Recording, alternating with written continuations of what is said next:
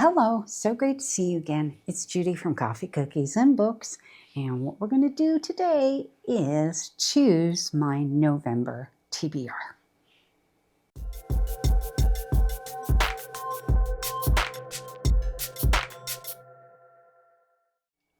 All right, let's get started because this is the last Yachtsified TBR for the year, for the month of November. In December, we won't be playing the Yachtsified game, and I will explain why when December's TBR choices roll around. But so this is our last chance to have a little bit of fun. As usual, I'm going to start with the books that are my must-reads, which there's 3.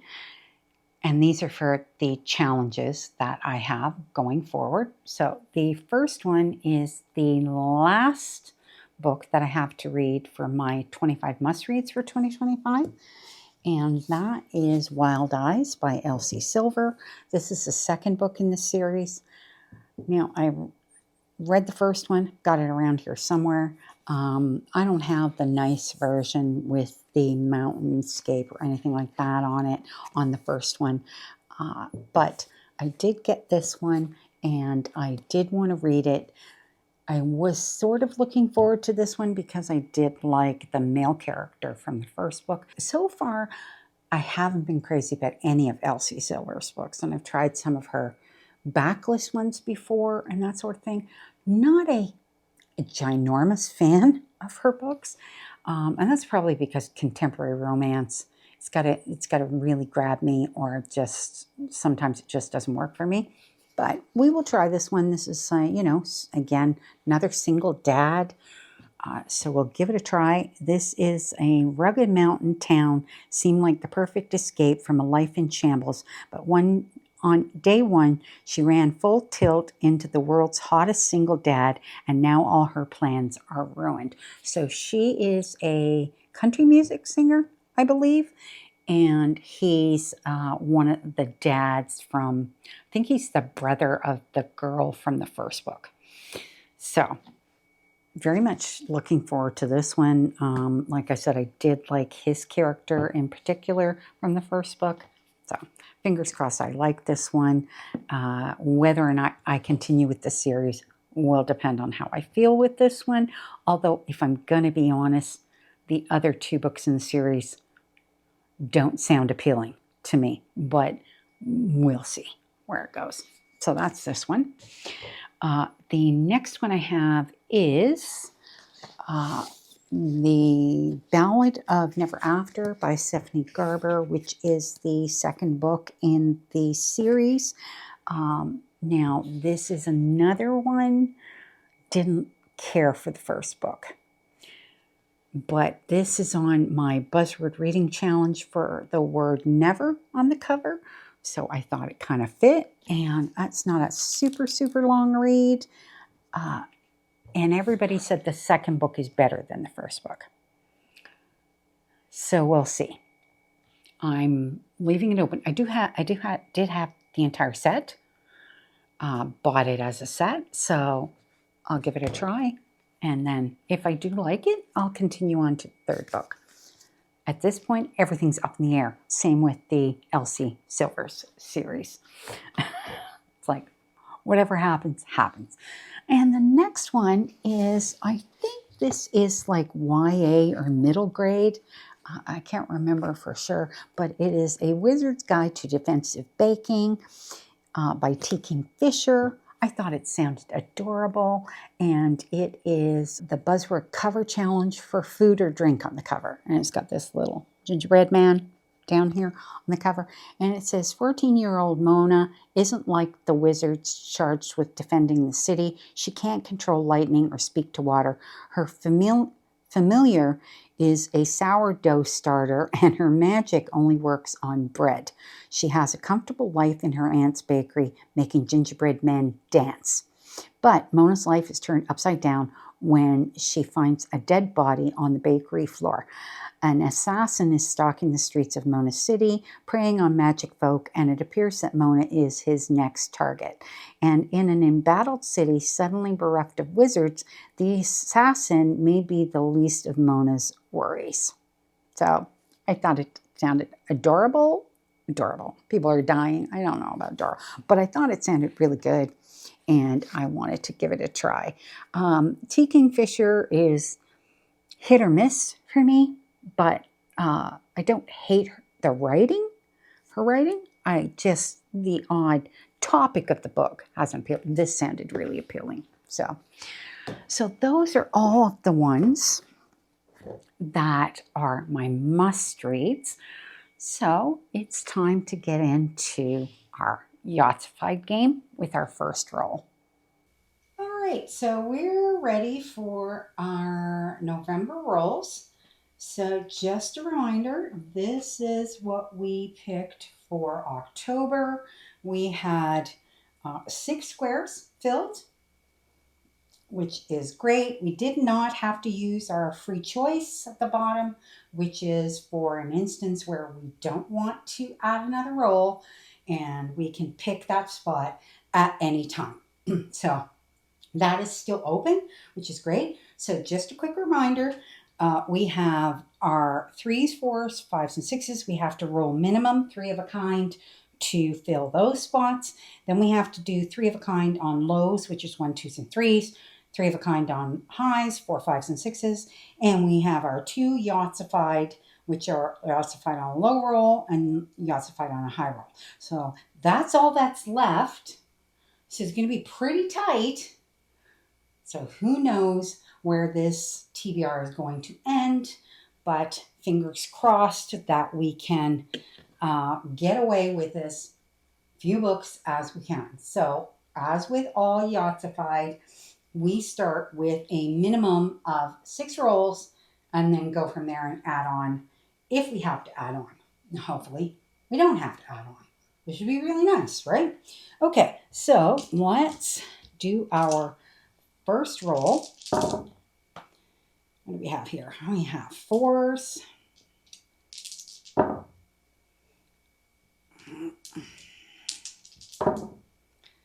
Okay, so right off the bat, we don't have anything here, so we need to take our chance. So we do not have to roll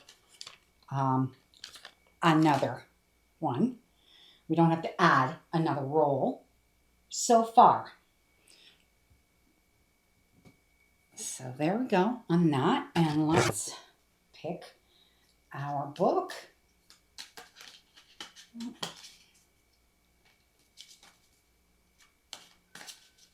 Okay, and the book is Divergent. So that is our first book, and I've never read that series, so that's a good first choice. So first roll, we ended up with Divergent by Veronica Roth. I have never read this series. I did pick it up off of Book Outlet, I think. I think I picked up a couple of them, but I think this first one I had to get separately because I wanted all the matching covers. Obviously, you want the matching covers. So there was one of the 3 books that I had to buy separately. I think this might have been the first one. Either way, I am kind of looking forward to reading it. I know I did watch the first movie. I think that was the only thing I ever saw. I did like the subject matter. Typically, I tend to like the books better than the movies, but we'll see. Can't wait to give it a try. It is Beatrice Pryor's society is divided into 5 factions. Candor, the honest, Abnegation, the selfless, Dauntless, the brave, Amity, the peaceful, and Erudite, the intelligent. Beatrice must choose between staying with her Abnegation family and transferring factions. Her choice will shock her community and herself, but the newly christened Triss also has a secret, one she's determined to keep hidden, because in this world, what makes you different makes you dangerous. So, very much looking forward to reading that one. Great first choice. Well, let's see what we pull next. Next roll. So this is roll 2. And we have 5s. So let's go with the 5s. Oh, come on. Oops. Nope. And we didn't get it again. So that means we got to add a roll. So that's 7 rolls. Okay. Let's pick a book. Still have to pick a book, even though we didn't fill one. And this one is Iron Widow. Oh, that's a good choice. And our second choice is Iron Widow by Zhenjie Chao. And I have been wanting to read this since I got it from the book outlet. It's another one of those, I think, when they have their $7.99 special. I'm in Canada. I think in the US it's $5.99. So I'm pretty sure that's when I picked this one up. It doesn't have any marks on it, but I know it was from the book outlet. And this says, in Hoaxia, the highest honor for a young girl is to be selected as a concubine pilot. Supporters paired up with male pilots to power up Chrysalis, the giant transforming mechas that humanity relies on to battle the massive aliens that lurk beyond the Great Wall. But the honor often ends in death, and when 18-year-old Zacian's sister is killed by an ace male pilot, Zetian signs up to avenge her. Vengeance is swift and brutal and unexpected, leaving Zetian labeled as an Iron Widow, a much-feared kind of female pilot who can sacrifice boys to power up chrysalises instead of the other way around. Wow, sounds good. And it actually sounds like it has a bit of a sci-fi element to it, which is also kind of what appealed to me. Gives me shades sort of Icebreaker, kind of that idea, a little bit like that. Anyway, very much looking forward to that one. Just like I look forward to all of them. Okay, on to our next roll. Roll 3. And just a quick reminder that we have a maximum of 12 books that we put on the TBR. So we have 2s, and we need 3 of a kind on a low roll. So we're going to go with that. And we got that, which is great. And let's see if we can get Yahtzee. Nope, no such luck. But we did get 3 of a kind on a low roll. Okay. Fit our star in there. Pick our book.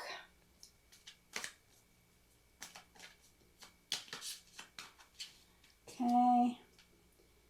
And this one is Crave. Now that's a series that I got the entire collection from Book Outlet and haven't read it. First one in the series. I'll see how that goes. Our next choice is Crave by Tracy Wolff. Okay. And this is the first book in the series. And again, I managed to get the entire series dirt cheap off of Book Outlet. Now, whether or not I read the whole series will depend on how the first one goes. There's some controversy about the Crave series, I believe. I'm terrible because I don't pay a lot of attention to controversies, but I'm open to anybody telling me what exactly it is, because I can't remember. I think it had to do with the author, maybe, but I can't remember if it's specific to this book, because I have read one other thing by this author. It was her and Nina Croft together, and it was a recent book that I read. Can't remember the name of it for the life of me, but loved it. Like loved it. And it had a bit of a sci-fi feel. Now this one I believe has a bit of a vampire feel, which is kind of appropriate coming from October into November. We shall see. It says, my whole world changed when I stepped inside the academy. Nothing is right about this place or the other students in it. Here I am, a mere mortal among gods or monsters. I still can't decide which of these warring factions I belong to, if I belong at all. I only know the one thing that unites them is their hatred of me. Then there's Jackson Vega, a vampire with deadly secrets who hasn't felt anything for 100 years. But there's something about him that calls to me, something broken in him that somehow fits with what's broken in me, which could spell death for us all. I'm just going to leave it at that. I think it sounds good. Like I said, the other book I read from her, while it was a dual author, I loved it. So we shall give it a shot and see how that goes. Okay, so on to our next roll. Okay, roll 4.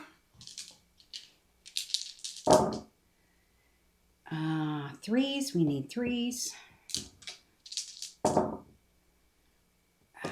Come on. Oh, didn't get them again. All right, so we gotta add 8 books. All right, this sucks so far. I was hoping we were gonna get away with a small one again, like October. No such luck. The Wedding People, another good choice. All right, up next is The Wedding People by Alison S. Fudge.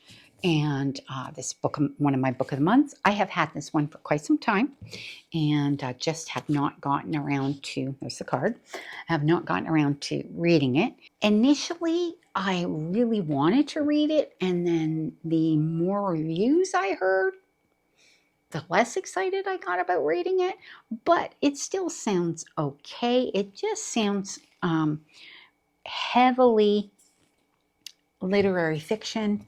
I don't read a lot of literary fiction, but that doesn't mean I won't like it. So it's a beautiful day in Newport, Rhode Island when Phoebe Stone arrives at the Grand Cornwall Inn wearing a green dress, gold heels, not a bag in sight, alone. She's immediately mistaken by everyone in the lobby for one of the wedding people, but she's actually the only guest at the Cornwall who isn't here for the big event. Phoebe is here because she's dreamed of coming for years. She hoped to shuck oysters and take sunset sails with her husband, only now she's here without him, at rock bottom and determined to have one last decadent splurge on herself. Meanwhile, the bride has accounted for every detail and every possible disaster the weekend might yield, except for, well, Phoebe and Phoebe's plan, which makes it that much more surprising when the two women can't stop confiding in each other. So, yeah, I thought it sounded good.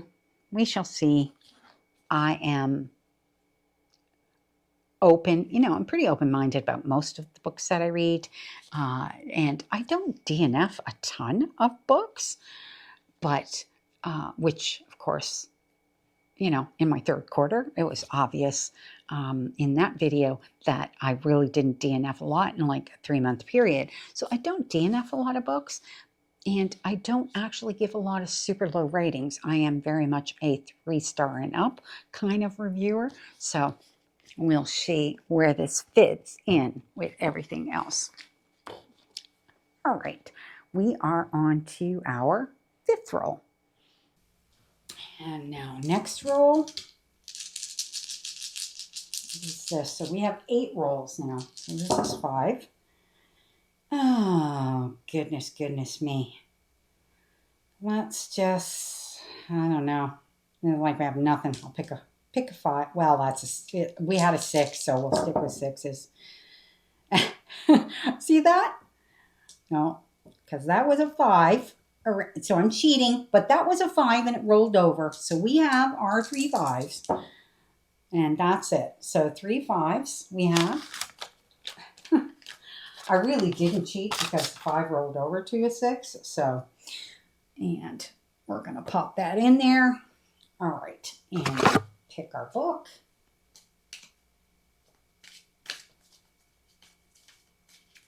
Okay, split, and American Demon. I can't remember I can't remember if that's nonfiction or something along those lines, but we shall see. So that's our fifth choice. So our fifth roll is American Demon by Daniel Stashower, and there's the card for that. Now this is, I think, a bit of a it says it is Eliot Ness and the Hunt for America's Jack the Ripper. So I think this kind of combines a little bit of true crime with, you know, like the American Jack the Ripper. So I'm not exactly sure. So let's read the synopsis, shall we? I thought it sounded like a great thriller. Boston had its Strangler, California had the Zodiac Killer, and in the depths of the Great Depression, Cleveland had the Mad Butcher of Kingsbury Run. On September 5th, 1934, a young beachcomber made a gruesome discovery on the shores of Cleveland's Lake Erie, the lower half of a female torso neatly severed at the waist. The victim, dubbed the Lady of the Lake, was only the first of a butcher's dozen over the next 4 years. 12 more bodies would be scattered across the city. The bodies were dismembered with surgical precision and drained of blood. Some had been beheaded while still alive. Oh, that's like so gruesome. Sounds good though. Terror gripped the city amid the growing uproar. Cleveland's besieged mayor turned to his newly appointed director of public safety, Eliot Ness. Ness had come to Cleveland fresh from the headlong grabbing exploits in Chicago, where he and his band of untouchables led the frontline assault on Al Capone's bootlegging empire. Now he would confront a case that would redefine his storied career. So that's this one. I think this sounds like a great thriller. I mean, obviously it's historical in a sense, but yeah, I mean, it's just creepy enough to appeal to me. So that's all I'm going to say about that. On to roll 1, 2, 3, 4, 6. Roll 6. Roll 6.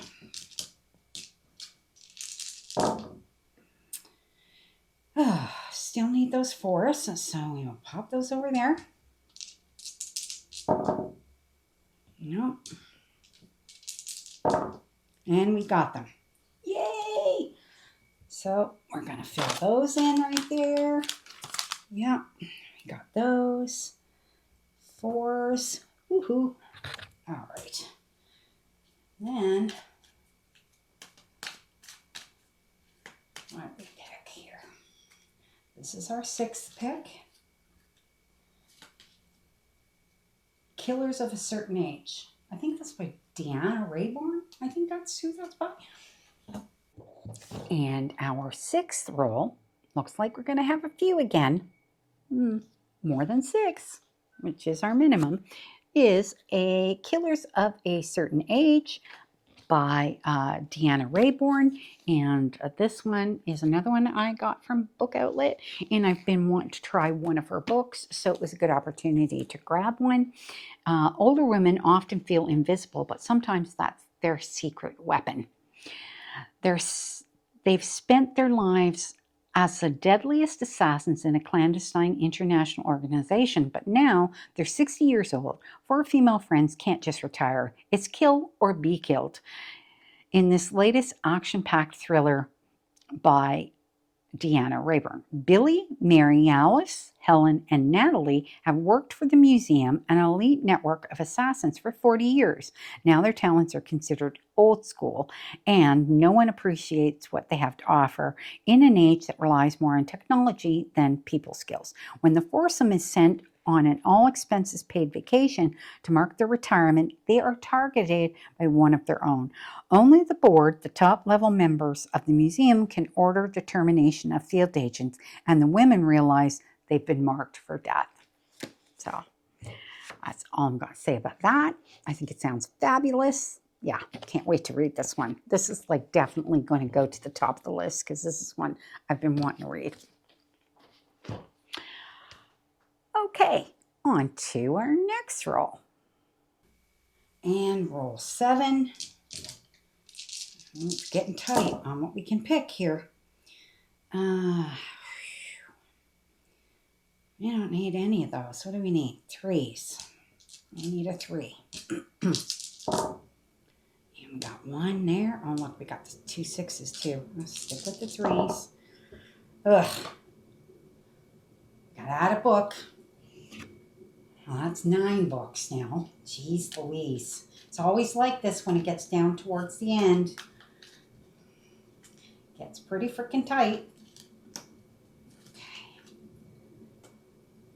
Brutal Prince. So, next roll is The Brutal Prince by Sophie Lark. And when I drew Brutal Prince, I'm thinking, who wrote, what book is that? It was like one of those series again that I, managed to pick up most of it. I think there was like 1 or 2 I had to grab separately, but most of it I got off Book Outlet. So this is a romance series. I think it might be a dark romance, so let's read the synopsis. They're a match made in hell. The Griffins and the Gallows have been battling for control of Chicago's underworld for generations.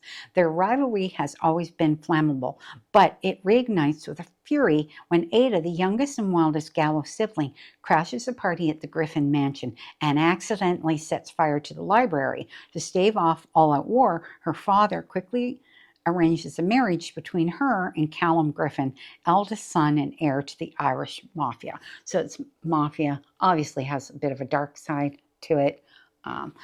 Super short, like just over 250 pages. So, kind of a great buffer amongst everything else. So that's why I kind of like these quick romances.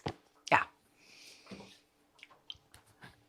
Is that the first? I think that's the first actual romance on the TBR. So, a good choice. On to the next roll. So, roll 8. 5s. Yes, we need 3 of a kind on a high roll. There. Come on. Oh, Lord have mercy. All right. It's 10 rolls. 10 books. Oops. Gotta get it shuffling there. Like Butterfingers. Okay, and this one is Wild Dark Shore. That's a good choice too. Okay, and our next roll is Wild Dark Shore by Charlotte McConaughey. Here's the card. And another Book of the Month one. And I have wanted to read this for a while, so I'm glad it got chosen. It says, Dominic Salt and his 3 children are caretakers of Shearwater, a tiny island not far from Antarctica.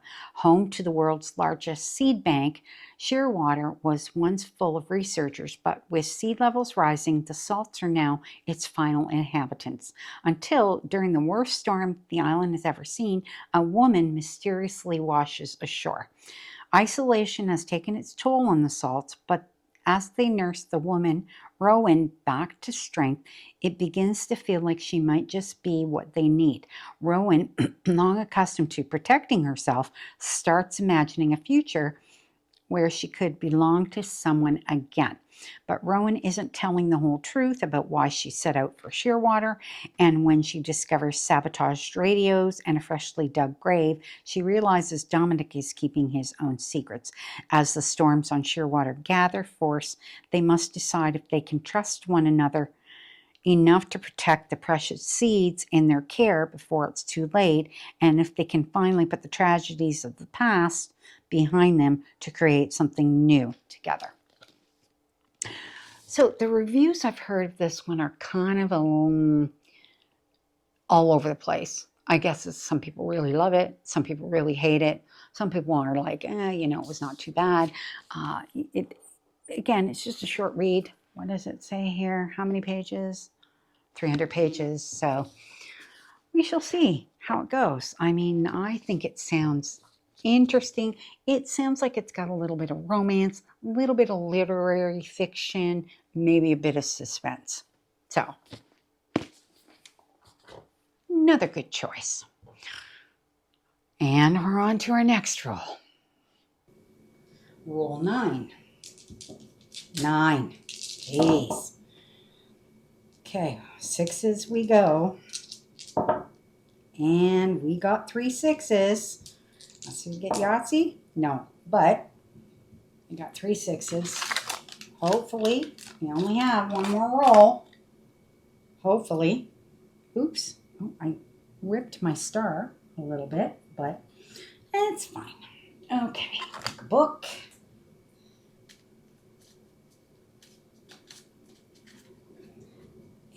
And we have Twisted Love. I think that's by Anna Wang. I think. And our next row, we have another romance, which is first one in the Twisted series. I think it's a Twisted series by Anna Wang. Anna Wang. I think Wang, is that how it's pronounced? And it's Twisted Love, which is book 1. There's our card. Okay. And it says, you are the light to my dark, sunshine. Without you, I'm lost. Alex Volkov is a devil blessed with the face of an angel and cursed with a past he can't escape. Driven by a tragedy that has haunted him for most of his life, his ruthless pursuits for success and vengeance leave little room for matters of the heart. But when he's forced to look after his best friend's sister, he starts to feel something in his chest. A crack, a melt, a fire that could end his world as he knew it. Ava Chen is a free spirit trapped by nightmares of a childhood she can't remember. But despite her broken past, she's never stopped seeing the beauty in the world, including the heart beneath the icy exterior of a man she shouldn't want. Her brother's best friend, her neighbor, her savior, and her downfall. Theirs is a love that was never supposed to happen, but when it does, it unleashes secrets that could destroy them both and everything they hold dear. So, sounds good. A little over 300 pages. Again, another perfect romance to add to the other batch of books, right? Okay. And that's how many? 1, 2, 3, 4, 5, 6, 7, 8, 9. And on to our last roll. Hoping. Here we go. And fingers crossed, both hands. This is our last roll. I'm hoping. Hold on. What do we need? We need 3 of a kind on a high roll. That was 2 6s. And we got it. Now let's try for Yahtzee. No.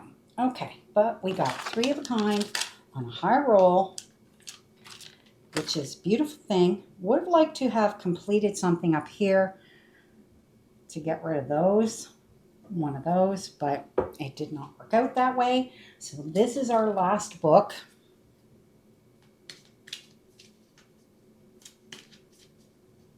Okay, and it is The Silver Blood Promise. I believe that's an epic fantasy. And yes, this is our last roll, and it is Silver Blood Promise by James Logan. It is the first book in the Last Legacy series, and this is an epic fantasy. And I think the second one came out recently. I don't think it was that long ago. And the second book came out in the series. I don't know if there's only 2 or 9, but it says Lucan Gardova is a card-sharp academy dropout, and thanks to a duel that ended badly, the disgraced heir to an ancient noble house. His days consist of cheap wine, rigged card games, and wondering how he might win back the life he threw away. When Lucan discovers that his estranged father has been murdered by unknown assailants, he finds fresh purpose. Deprived of his chance to make amends for his mistakes, he vows to unravel the mystery behind his father's death. His search leads him to Saffrona, fabled city of merchant princes, where anything can be bought if one has the coin. I'm sorry, I don't have my glasses on, so I should probably have my glasses on for this part. It's just easier to not, whatever. Lucan only seeks the truth, but instead he finds danger and secrets in every shadow. For in Saffrona, everything has a price, and the price of the truth is the deadliest of all. So I thought this sounded great.